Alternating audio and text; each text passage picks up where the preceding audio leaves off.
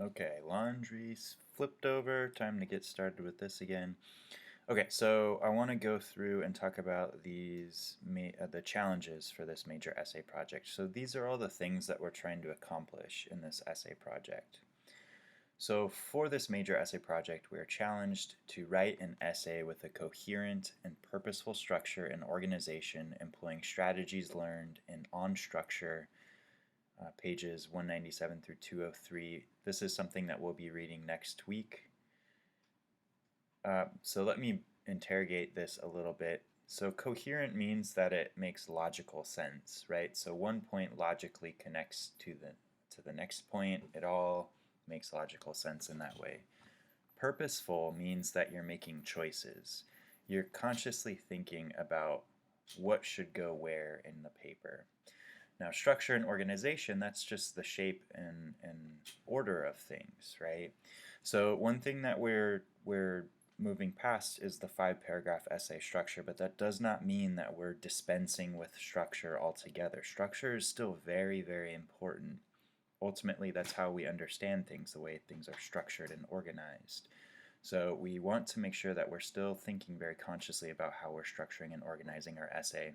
And a lot of those things, a lot of things for us to consider we'll read about in On Structure. So we're wanting to employ some of those strategies in this essay project.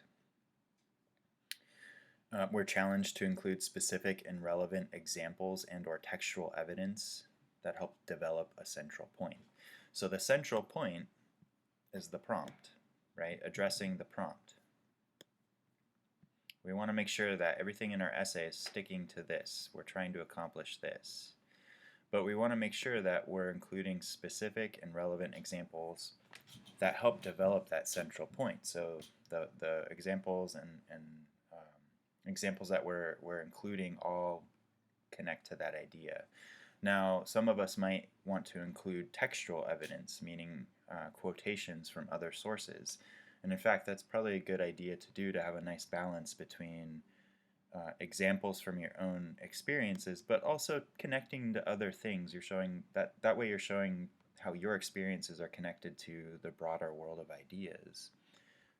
But everything should help to develop that central point, right?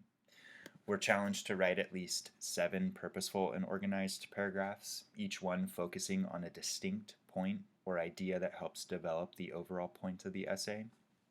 So this is a mechanism I've built in to force us to move beyond the 5-paragraph essay structure. We need to have at least 7 purposeful and organized paragraphs. So that means a minimum of 7. You can have more than 7, but at least 7 purposeful and organized.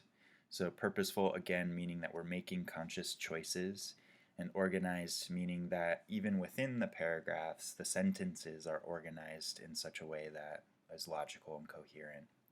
Now, each paragraph should focus on a main point or idea, right? Now, all of those main points and ideas, when they're all connected together, that's what contributes to the overall point of the essay, which is then going back to the prompt, right? We're challenged to treat paragraphs as a unified progression of ideas rather than disconnected items in a list. So when we write or choose to create our paragraphs in a disconnected fashion, we're not really thinking consciously about how they're all connected. It just feels kind of listy. I call that the listing effect, where it just seems like our paragraphs are just disconnected items in a list. We want to avoid that. We want to make sure that we're treating our paragraphs as a chain of meaning, a logical progression, a unified progression of ideas. So how does one point lead into the next, and how does that point lead into the next, and how does that point lead into the next? So it's developing the point overall, right? So it's a unified progression of ideas, not just here's a paragraph, and then here's another disconnected paragraph, and then here, oh, here's another thing over here, but we're not showing how they're all connected, right? So part of this is just making sure that we're transitioning, but also thinking about how one point connects to the next. We're challenged to show a strong awareness of our audience or reader, right? We want to make sure that we're anticipating the expectations of our audience members. We're thinking about what they need to know or what they might want to know, Now, because this essay is of a personal nature, meaning it's having to do with your own self, you can count on the audience not really knowing a lot about you, right? So we need to be aware of our audience members in that way. We need to anticipate what they want to know or what they need to know in order for things to make sense. And something to keep in mind, the reader does not have access to the writer's brain, right?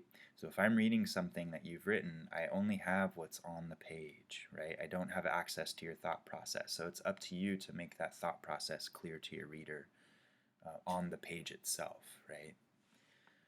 We're challenged to have a conclusion that does not simply summarize the main point, but instead addresses the so what question. So a good conclusion is not just going to be a summary of the essay. You can count on your readers remembering what they just read, right? A good conclusion is going to address this question here, the so what question. So if you're having a conversation with your friend and they say something and then you respond, so what we mean by that is, why does this matter? Why is this important? Why should I care? What's the meaning of this, right? So a good conclusion is going to make that clear for your reader. Why do all of these things matter? Why do these ideas matter? What's the overall significance? What can the reader take away from this essay? You might even think, what have you learned as the writer? So fill that in for your reader. That's what a good conclusion is going to do. Hint at the main point, but really it should address that so what question. Why is this important? We're challenged to create a purposeful title that alludes to the focus of the essay. Think about this. The title is the very first thing that your reader reads. So the title shouldn't be just something you just throw away. Titles are very important, and they should give an indication of what the paper focuses on. So it should allude to the main focus of your essay. Think purposefully about your title. Don't just squander it, and definitely don't call it essay number 1. We're also challenged to show ownership and pride over our work, taking care to eliminate major or distracting spelling, grammatical, and typographical errors. I've mentioned this elsewhere. Whether we like it or not, our writing is often viewed as a representation of ourselves, right? And we can't get around that. The things that we put into the world are going to be judged by others, and oftentimes, and this is why I suspect English or writing in particular is such a troublesome class or scary class for so many people, is because our writing, people judge us based on that, right? So we want to make sure that we're taking care to show that we've worked hard on this, right? So we want to take ownership of it, take responsibility for the things that you put into the world. So in other words, we want to make sure that we're taking care to proofread, we're making it look nice, we're making it sound nice, we're just taking care of it. Because it's you put work into this, right? So you want that to be reflected in the finished product. And then finally, we're challenged to format our essays according to MLA guidelines. So that's the kind of basics here are 12-point Times New Roman font, double spaced, 1-inch margins on all 4 sides. So that means top, bottom, left, right, only 1 inch, not 1.5 inches, only 1 inch. And if applicable, a properly formatted works cited page. So if you are including textual evidence, meaning you're including quotations from another source, you're going to need to have a works cited page. Now all of this stuff, if you're not really familiar with MLA format, don't worry. I'm going to be giving you guys different resources for MLA. MLA stands for Modern Language Association. They're essentially like an organization that provides a set of standards so that everything looks uniform, so that people, when they encounter an essay in MLA format, they know what all the components mean. They're kind of like traffic rules, right? We follow the traffic rules so that we can all learn how to drive on the road without causing accidents, etc. Most people, anyway. All right, so our due dates, what we're working with here. So our first draft is due Sunday, June 28th by midnight through Canvas. So there's a slot in the module on Canvas where you can upload your draft. So the first draft is only going to be 2 full pages in length, so it's just going to be the kind of beginning skeletal form of your essay. Draft 2, that's due Tuesday the 30th of June, and that will be 3 full pages, and that's due by midnight through Canvas. So this, you're going to be thinking a little bit more about the structure, you're going to be adding more development. Monday and Tuesday, we're going to be reading something from Habits of the Creative Mind, actually the section on structure. So you're going to, and we're going to have an activity as well, so you're going to be trying to implement those things. And then the polished draft is due Sunday, the 5th of July, and that will be the 4 full pages, and that's due by midnight through Canvas. And I call it the polished draft as opposed to final draft because final implies that it's final. But as you recall from the grade and project breakdown of our class, we have the opportunity to revise, and some of us might need to revise based on any number of concerns, but polished meaning that we've polished it up, right? We're ready to show it to the world. We made it look pretty, and we're ready to show it to people.